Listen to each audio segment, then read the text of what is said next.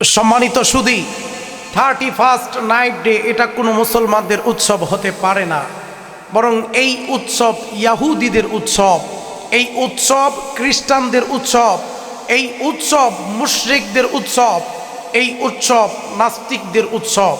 আর নাস্তিকদের উৎসব কোনোদিন মুসলমানদের উৎসব হতে পারে না। যদি কোনো মুসলমান ইয়াহুদিদের উৎসবকে, খ্রিস্টানদের উৎসবকে, নাস্তিকদের উৎসবকে নিজের উৎসব মনে করে নেই, তাহলে বোঝা গেল ওই মুসলমানের আসলে ঈমান নাই। যদি ঈমান থাকতো তাহলে ইয়াহুদিদের উৎসবকে কোনোদিন নিজের উৎসব মনে করে নিতে পারতো না। মুসলমান আজকে আমরা কেমন কপাল পোড়া হয়েছি, এই ইয়াহুদি, খ্রিস্টান আর নাস্তিকদের উৎসবগুলোতে আমরা লাফালাফি করি, নাচানাচি করি। আমি বলবো যারা এই ইয়াহুদি খ্রিস্টানের উৎসবকে নিজের মনে করে নিয়েছে, ওই ব্যক্তি কোনোদিন মুসলমান হতে পারে না। এজন্য সম্মানিত ভাইয়ের আমার, ইয়াহুদি খ্রিস্টানদের যেই উৎসবগুলো, এই উৎসব থেকে আমাদের বেঁচে থাকতে হবে।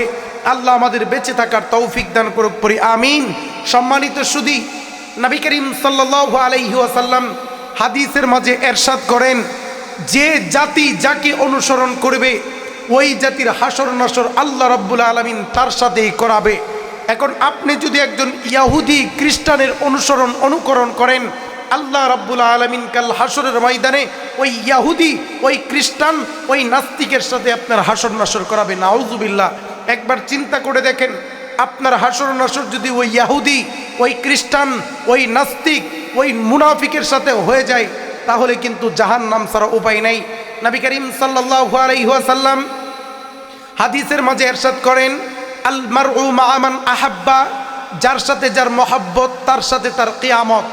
আপনি যদি ইয়াহুদিদেরকে মহব্বত করেন, ইয়াহুদিদেরকে অনুকরণ করেন, আল্লাহ রাব্বুল আলামিন আপনার হাসর নাসর ইয়াহুদিদের সাথে ঘটিয়ে দিবে। আর ইয়াহুদিদের সাথে যদি আপনার হাসর নাসর হয়ে যায়, একবার চিন্তা করে দেখেন, কাল কিয়ামতের ময়দানে আপনি আল্লাহ রাব্বুল আলামিনের কাঠগড়ায় অবশ্যই অবশ্যই ধরা খেয়ে যাবেন। এজন্য প্রিয় ভাইরা, এই 31st নাইট ডে, এই উৎসবকে কেন্দ্র করে কত আকাম কুকাম যে আমাদের সমাজের ভিতরে চলে। অনেক ইচড়ে পাকা ছেলে, অনেক ইচড়ে পাকা মেয়ে, তারা রাতের বেলায় ঘুমায় না, রাত ভর আকাম কুকাম করে, রাত ভর বেহায়াপনা করে, ডেকসেট বাজায়, উচ্চ লাউডে গান বাজায়, শহরের সবার ঘুম হারাম করে দেয়। বাচ্চারা পর্যন্ত ঘুমাতে পারে না, বৃদ্ধরা ঘুমাইতে পারে না। এইভাবে তারা রাত 12টা পর্যন্ত গান বাজায়। গান বাজানো যখন শেষ হয়ে যায়, রাত 12টা বাজার পরে এই ইচড়ে পাকা পোলা পানগুলো বিভিন্ন রকমের আতশবাজি ফুটায়, বোমা ফুটায়, মানুষের ঘুমকে হারাম করে দেয়। এখানেই সীমাবদ্ধ না। সম্মানিত সুধী, এই ইচড়ে পাকা পোলা পানগুলো তারা রাতের বেলায় আতশবাজি করে, ফানুস উড়ায়। বাংলাদেশে এমন অনেক ঘটনা আমি দেখেছি। এই পোলাপানগুলো যখন আকাশের ভিতরে হাজার হাজার লাখ লাখ ফানুস ছেড়ে দেয়, এই ফানুসগুলো কিন্তু অনেক উপরে উঠে যায়, আবার কিন্তু আগুন নিয়ে অনেক সময় পরে দেখা যায় এগুলো ব্যাক করে। যখন ব্যাক করে, আমরা বাংলাদেশে এমন অনেক ঘটনা দেখেছি, এই ফানুস পড়ে মানুষের ঘর পুড়েছে, বৈদ্যুতিক খুঁটির সাথে লেগে অনেক ঘরের ভিতরে আগুন লেগেছে। সম্মানিত সুধী, এজন্য বলবো, এগুলো আমাদের কোনো উৎসব নয়। এই উৎসবগুলো আমরা পালন করে আমাদের ঈমানকে বিক্রি করে দেব না ইনশাআল্লাহ। আমাদের ঈমান মজবুত, আমরা মুসলমান, আমরা কোনো সময় বিধর্মীদের কোনো কৃষ্টি কালচার আমাদের জীবনে বাস্তবায়ন করব না ইনশাআল্লাহ। সম্মানিত সুধী, আরও একটা কথা আমি আপনাদেরকে বলে দেই, সেটা হলো, আমাদের সমাজে এমন অনেক হিন্দু ভাইরা আছে, এমন অনেক খ্রিস্টান ভাইরা আছে, এমন অনেক ইয়াহুদি ভাইরা আছে, যারা কোনোদিন আমাদের মুসলমানদের কোনো উৎসবকে তাদের নিজেদের মনে করে না। আমাদের ঈদে আজ পর্যন্ত কোনো হিন্দু ভাইকে আসতে দেখলাম না, আমাদের ঈদে আজ পর্যন্ত কোনো খ্রিস্টানকে আসতে দেখলাম না, শবে বেড়াতেও আসতে দেখলাম না, শবে কদরেও আসতে দেখলাম না। কিন্তু আমরা কত বড় হতভাগা মুসলমান যে আমরা তাদের উৎসবে যাই, আমরা তাদের উৎসবকে নিজেদের উৎসব মনে করে নিয়েছি। এজন্য হিন্দুদের উৎসব, খ্রিস্টানদের উৎসব, ইহুদিদের উৎসব কোনো দিন মুসলমানের উৎসব হতে পারে না। মুসলমান যদি মনে করে ইহুদিদের উৎসব আমাদের উৎসব, খ্রিস্টানদের উৎসব আমাদের উৎসব, হিন্দুদের উৎসব আমাদের উৎসব, ওই ব্যক্তি কোনো দিন মুসলমান হতে পারে না। মুসলমানের খাতায় তার নাম থাকতে পারে না। কত বড় মুসলমান, ঠিক কিনা? এজন্য প্রিয় ভাইরা, আমাদের ইহুদিদের কোনো উৎসব মানা যাবে না, খ্রিস্টানদের কোনো উৎসব মানা যাবে না। আল্লাহ রাব্বুল আলামিন এই 31st নাইট ডে যেই খ্রিস্টানদের উৎসব আছে, এই উৎসব থেকে আমাকে, মুসলমান উম্মাকে, আপনাদের প্রত্যেককে হেফাজত করুক। আমরা সকলে পড়ি আমিন। ইংরেজিতে একটা প্রবাদ বাক্য আছে, time and tide wait for none. সময় ও জলস্রোত কারোর জন্য অপেক্ষা করে না। এই যে আমাদের মাঝ থেকে 2025 বিদায় নিয়েছে, আর কোনো দিন আমাদের কাছে 2025 ফিরে আসবে না। এখন আপনি প্রশ্ন করতে পারেন 2025 বিদায় নিয়েছে তাই কি হয়েছে?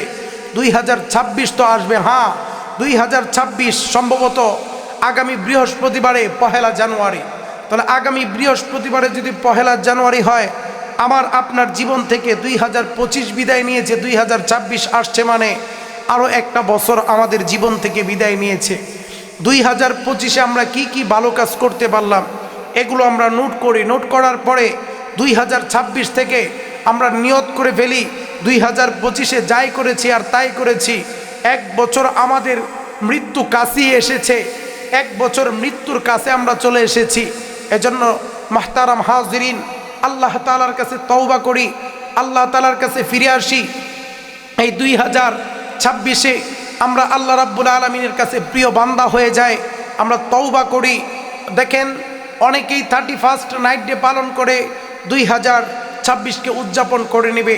আমি আপনাদেরকে এই কথা বলি যে আমরা 31st নাইট ডে পালন করে নয়, বরং আমরা 2 রাকাত সালাতের মাধ্যমে কৃতজ্ঞতা জ্ঞাপন করে, যেহেতু পবিত্র রজব মাস চলছে, এই দোয়া পড়ে নেব, আল্লাহুম্মা বারিক লানা ফি রজব ওয়া শাবান ওয়া বাল্লিগনা রমাদান। নবী করিম সাল্লাল্লাহু আলাইহি ওয়াসাল্লাম রজব মাসে এই দোয়াটা বেশি বেশি পড়তেন। আল্লাহ তাআলার কাছে 2টা মাস হায়াতের ভিক্ষা চাইতেন। আয় আল্লাহ, তুমি আমাদের হায়াতকে রজব থেকে শাবান, শাবান থেকে রমজান পর্যন্ত বৃদ্ধি করে দাও। কেন? রমজান একটা গুরুত্বপূর্ণ মাস। এজন্য মাহতারাম হাজিরিন, আমি আপনাদেরকে বলবো, এই 2025 গিয়ে 26 আমাদের মাঝে পড়ল, এর মানে আমাদের কাছ থেকে আরও একটি বছর বিদায় নিল। মৃত্যু আমাদের আরও 1 বছর কাছে আসলো। কখন মারা যাব, কোথায় মারা যাব, কিভাবে মারা যাব আমিও জানি না, আপনিও জানেন না। আল্লাহ তাআলা কুরআনুল কারীমে ইরশাদ করছেন, কুল্লু নাফসিন যায়িকাতুল মাউত সুম্মা ইলাইনা তুরজাউন। মানুষ, তোমাকে মরতেই হবে। তুমি দুনিয়াতে থাকতে আসো নাই, তোমাকে দুনিয়া থেকে বিদায় নিতেই হবে। যতই চাকচিক্য থাকুক, যতই অট্টালিকা তোমার থাকুক, যত পাওয়ারই থাকুক না কেন, তোমাকে দুনিয়া থেকে বিদায় নিতে হবে। এজন্য দেখেন, আমাদের জীবনের অনেক গুনাহ করে ফেলেছি 2025-এ। আল্লাহ তাআলার কাছে আমরা মাপ চাই যে আল্লাহ, তোমার কাছে মাপ চাই, জানি না কখন আমাদের মৃত্যু হয়ে যায়। আল্লাহ রাব্বুল আলামিন কোরআনুল কারীমে ইরশাদ করছেন, কুল ইয়া ইবাদিয়াল্লাযীনা আসরাফু আলা আনফুসিহিম লা তাকনাতু মির রাহমাতিল্লাহ ইন্নাল্লাহা ইয়াগফিরুয যুনুবা জামিআ ইন্নাহু হুয়াল গফুরুর রহিম। আল্লাহ বলছেন, হে বান্দা, তুমি যত গুনাহই করো না কেন, গুনাহ যদি পাহাড় পরিমাণ হয়ে যায়, আমি আল্লাহ তাআলার কাছে মাপ চাও, তওবা করো, ফিরে আসো। 2025-এ যত গুনাহ করেছ, 2026 যখন রাত পড়বে, তখন তুমি আমি আল্লাহর কাছে একটু মাথা নত করে দাও, আমি আল্লাহ তাআলার কাছে একটু তওবা করে নাও। তওবা করে নিতে দেরি হবে, আমি আল্লাহ তাআলা তোমার জীবনের সব গুনাহ খাতা মাফ করে তোমাকে মাসুম বানায় দিতে দেরি করব না। সুবহানাল্লাহ। সম্মানিত ভাইয়ের আমার, আল্লাহ রাব্বুল আলামিনের হাবিব হাদিসের মাঝে ইরশাদ করেন, আত্তাইবু মিনাজ যামবি কামাল্লা যামবালা। কোনো ব্যক্তি যদি খাস নিয়তে আল্লাহ তাআলার কাছে তওবা করে, খাঁটি তওবা করতে পারে, গুনাহ থেকে ফিরে আসে, 2026-এ এসে নিজে অনুতপ্ত হয়, আল্লাহ রাব্বুল আলামিন 2026-এর প্রথম রাতে 2025-এ যত গুনাহ করেছে, পিছনে যত গুনাহ করেছে, সমস্ত গুনাহগুলো এক মুহূর্তেই মাফ করে দেবে। সুবহানাল্লাহ। এজন্য সম্মানিত সুধী, আমি আপনাদের পায়ে ধরে বলবো 2026কে কোনো প্রকারের গান বাদ্য দিয়ে নয়, আতশবাজি করে নয়, বোমা ফুটিয়ে নয়, বরং 2 রাকাত তাহাজ্জুদ নামাজ পড়ে, 2 রাকাত তওবার নামাজ পড়ে, 2 রাকাত নফল নামাজ পড়ে 2026কে বরণ করে নেন। আল্লাহ তাআলার কাছে তওবা করেন। আল্লাহ রাব্বুল আলামিন এই তওবার কারণে আপনার মর্যাদা বাড়িয়ে দিবে, সম্মান বাড়িয়ে দিবে, আকাশচুম্বী সম্মান আপনার করে দিবে। এজন্য আল্লাহ রাব্বুল আলামিন এই 2026কে আমাদের জন্য মঙ্গল বয়ে আনুক। 2025 যেটা পিছনে চলে গেছে, আল্লাহ রাব্বুল আলামিন যত গুনাহগুলো করেছি গুনাহগুলো মাফ করে দিক। সকলে পড়ি আল্লাহুম্মা আমিন।